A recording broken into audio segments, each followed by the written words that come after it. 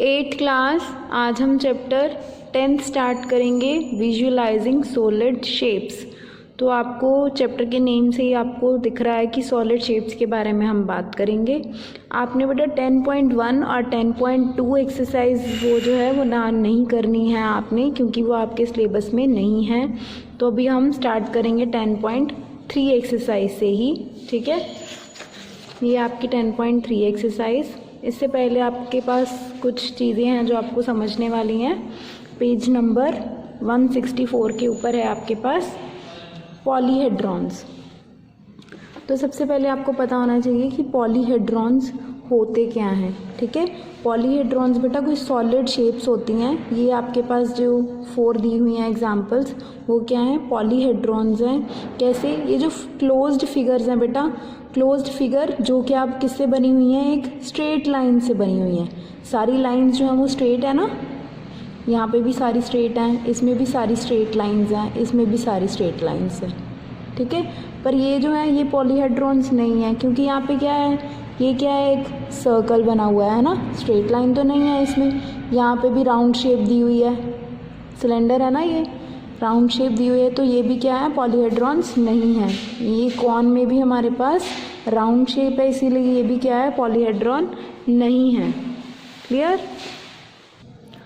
Next है हमारे पास 2 types की, हमारे पास 2 मेंबर्स बताए गए हैं पॉलीहेड्रॉन फैमिली के। एक तो होते हैं प्रिज्म, एक होते हैं पिरामिड्स, ठीक है।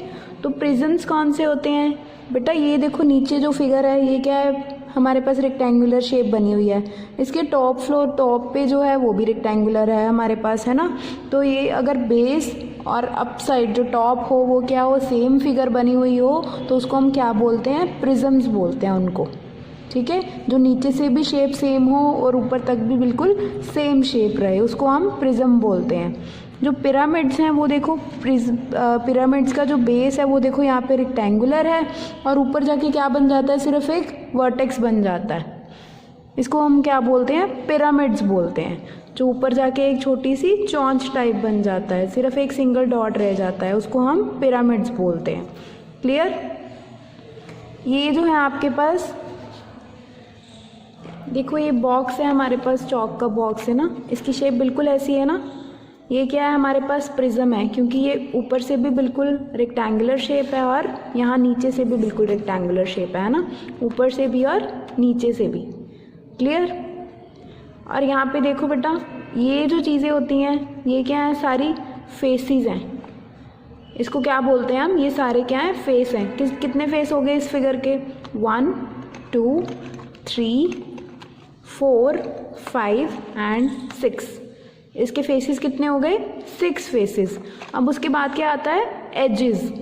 ये जो लाइंस हैं सारी जिनसे ये चीज़ें बनी हुई हैं, फेसेस बने हुए हैं, उनको क्या बोलते हैं, एजेस बोलते हैं हम। ये सारी क्या है, एजेस। ये इसकी जो लाइंस बनी हुई हैं इनको क्या बोलते हैं, एजेस बोलते हैं हम, ठीक है। अभी एजेस देखो, काउंट करो कितने हैं एजेस, 1 2 3 4 5 6 7 8 9 10 11 12। कितने एजेस हो गए, 12 एजेस हो गई। अब उसके बाद आता है वर्टेक्स। वर्टेक्स किसको बोलते हैं, ये जो कॉर्नर्स हैं जहाँ पे लाइंस मिल रही हैं उनको हम क्या बोलते हैं, वर्टेक्स।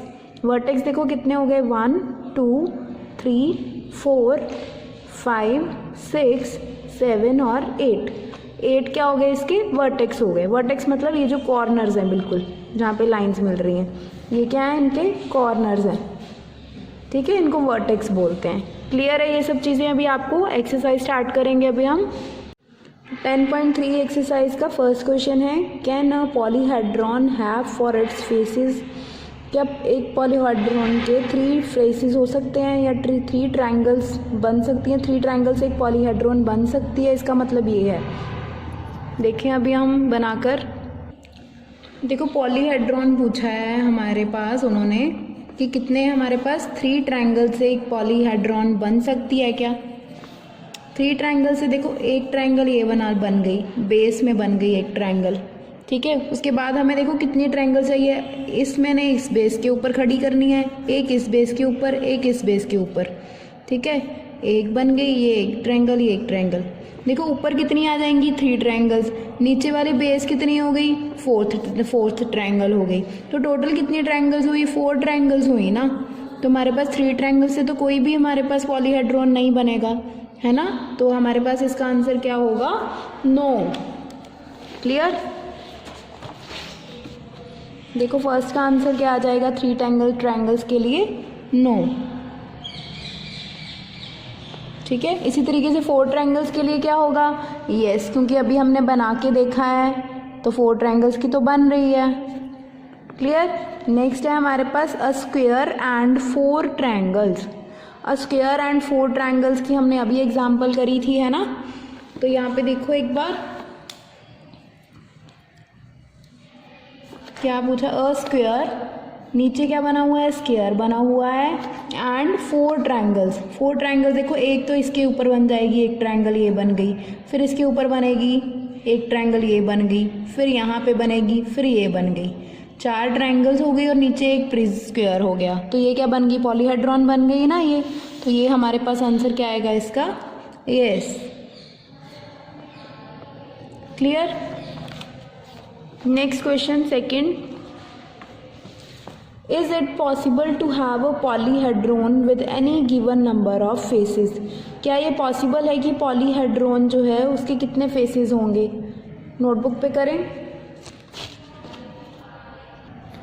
अब ये देखो कब पॉसिबल होगा, it is possible if number of faces, if number of faces are equal or greater than 4, तभी एक पॉलीहेड्रॉन पॉसिबल है ना। क्योंकि हमने देखा था कि 3 ट्रायंगल से तो कोई भी नहीं बन रही, 4 से बन रही थी। तो 4 फेसेस तो ज़रूर होने ही चाहिए, या 4 से ज़्यादा होने चाहिए। क्लियर। नेक्स्ट है हमारे पास which are prisms. Third question है कि इनमें से कौन से जो हैं वो प्रिज्म है। प्रिज्म हमने क्या डेफिनेशन की थी प्रिज्म की, जो बेस और जो टॉप हो वो क्या हो, बिल्कुल सेम बना हुआ हो। तो फर्स्ट है हमारे पास नेल बनी हुई है। ये देखो यहाँ पे क्या है, इसका राउंड, पूरा राउंड शेप है ये। तो ये पर नीचे यहाँ पे क्या है, एक साइड क्या है इसकी, वर्टेक्स बना हुआ है, सिर्फ एक डॉट है। तो ये क्या है, हमारा प्रिज्म नहीं है ये वाला। ठीक है। सेकंड देखो अनशार्पन्ड पेंसिल, जो शार्प नहीं की हुई वो पेंसिल है ये। तो दोनों तरफ सेम है बिल्कुल इसकी, है ना। तो ये क्या है, हमारे पास एक प्रिज्म है। क्लियर। यहाँ पे देखो अ टेबल वेट, तो ये कैसा बना हुआ है, यहाँ पे नीचे तो क्यूब बना हुआ है और ऊपर जाके क्या है, सिर्फ एक डॉट है यहाँ पे, है ना। तो ये भी क्या है, प्रिज्म नहीं है। नेक्स्ट है अ बॉक्स। अब यहाँ पे बॉक्स को देखो, नीचे से भी हमारे पास ये क्या बना हुआ है, क्यूब है, और ऊपर से भी क्यूब बना हुआ है। तो ये क्या है, हमारे पास एक प्रिज्म है। क्लियर। नेक्स्ट, तो यहाँ पे आप आंसर पे क्या लिखोगे, second and fourth are prisms.